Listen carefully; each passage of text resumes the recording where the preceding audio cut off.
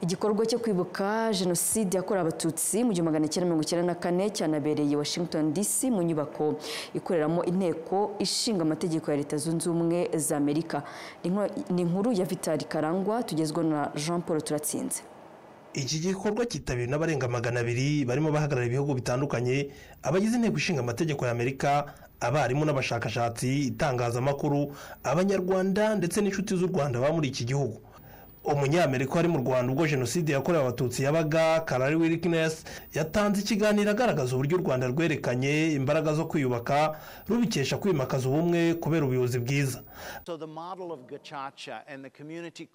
Akamaro k'inkiko gacaca ndetse n'inkiko za rubanda, kumenya ibikomere bihari ndetse n'uburyo bwo kubyomora, abaturage bagakorera hamwe nta kwihorera, bigaragaza ubufatanye bw'ibyakozwe kandi ko byari byashyizwemo imbaraga, kandi nanjye ubwanjye abanyarwanda banyeretse uburyo bihagazeho ko natwe dushobora guhinduka.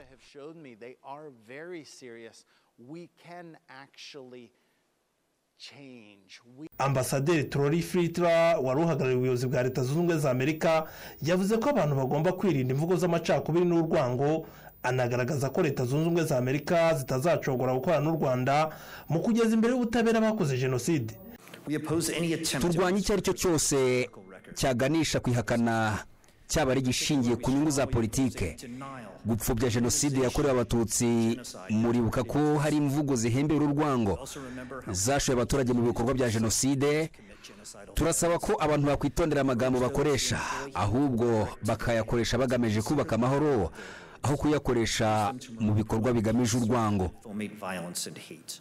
Immaculée Iribagiza warokotse jenoside yakorewe abatutsi, akaba n'umwanditsi w'igitabo Left to Tell, yasangisha abitabiriye iki gikorwa uko yarokotse, abasaba kwimakaza urukundo mu byo akora byose. Kwanga abantu uko Imana yabaremye, kwanga abantu kubera aho baturuka, kwanga abantu kubera uko basenga ni bibi. Ivangura ryose ni ribi pe. Njye rero nkunda kubwira abantu, mvuga nibutsa abantu ngo mukundane, kuko nabonye icyo kubura urukundo bivuga.